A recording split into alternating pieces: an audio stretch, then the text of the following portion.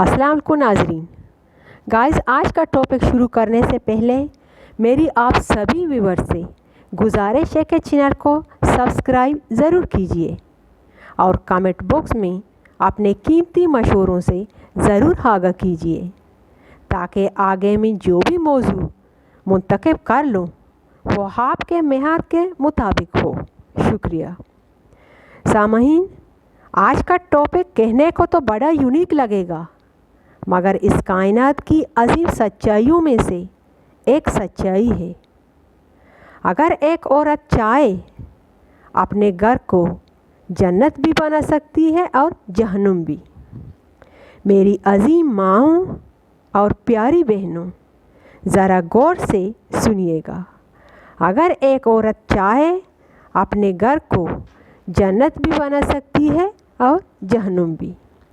अगर इस एक सेंटेंस को दो हिस्सों में तकसीम किया जाए, इसके पहले वाले फ़िक्रे में हम ख़वातीन की खुले अल्फाज में तारीफ़ बयान की गई है और वहीं दूसरे हिस्से में ख़वातीन की बुराई। अगर ख़वातीन मुझे सुन रही हैं तो उनसे गुजारिश है कि 5 मिनट के लिए खुद से दिल ही दिल में आप ये फैसला कर लें कि आप कौन से हिस्से में फिट आती हैं। इन 6-5 मिनटों में अपनी अना को पासे पुष्ट डाल दें और मेरी बातों को गौर से सुनें और इन पर अमल पैरा होने की कोशिश करें।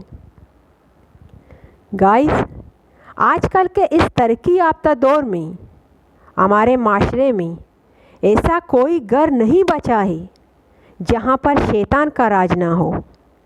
ऐसा लगता है उस इब्लीस की ज़ात ने हमारे घरों पर मुकम्मल कब्ज़ा कर लिया है और उसकी सुबह भी वहीं होती है और शाम भी वहीं। अगर बारीक बीनी से देखा जाए, शैतान ने अपने पंजे मुकम्मल तौर पर हमारे घरों में गांठ लिए हैं।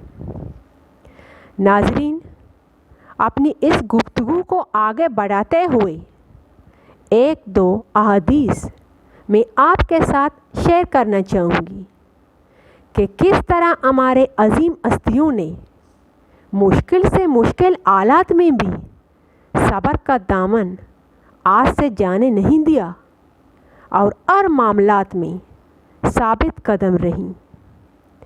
हज़रत बीबी अस्मा रज़ी अल्लाह ताला अन्हा सही बुखारी में खुद उनकी ज़ुबानी नकल किया है, बयान फरमाती है कि हिजरत के वक्त जब हमारा काफ़िला मदीना मस्जिद कुबा पहुंचा, उस ज़माने की आम गुर्बत, तंगदस्ती, फ़ुक़्र व फ़ाक़ा मशहूर व महरूफ है और इसके साथ ही उस ज़माने की हिम्मत, जफ़ाकशी, बहादुरी और जुर्रत ज़रबुल मसल है।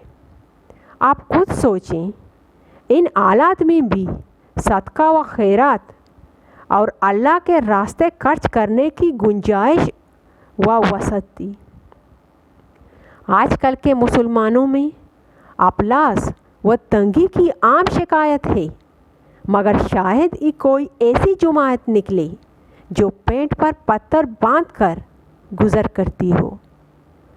वहीं दूसरी ओर अगर मैं हज़रत बीबी फ़ातिमा अल-ज़हरा रज़ी अल्लाह की शान में कुछ कसीदे बयान करूं, किस तरह आप सल्लल्लाहु अलैहि वसल्लम की लाडली बेटी जब उनके घर से रुखसत होकर अपने खावंद के घर गई तो उसके सर पर आया की चादर और जिस्म पर पाकीज़गी का लिबास था और वो सब्र के गहने पहने हुए थी।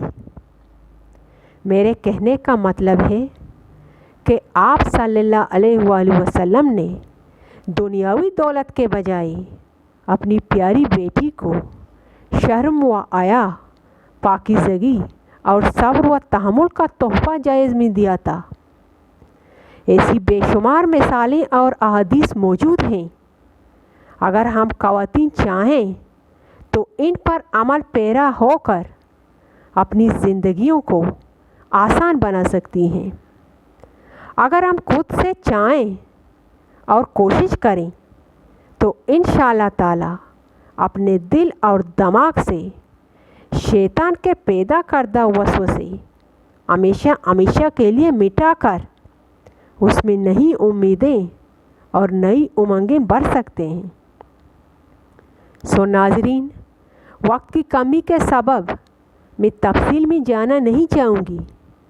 अपनी गुफ्तगू को मुख्तसर करते हुए अपनी अजीम माँओं और प्यारी बहनों से पुरज़ोर अपील करती हूँ कि अगर आप ख़वातीन अपने घरों को जन्नत बनाना चाहती हैं तो मेरी इन बातों पर गौर करें और इन पर अमल करने की भी कोशिश करें ताकि हमारी आगे आने वाली नई जनरेशन अपनी माँओं और अपनी सास जैसी माँओं से और अपनी बड़ी खालाओं से और फूफियों से वो कुछ सबक हासिल करके अपनी और अपने से जुड़े हुए ज़िंदगियों के साथ इंसाफ कर सकें।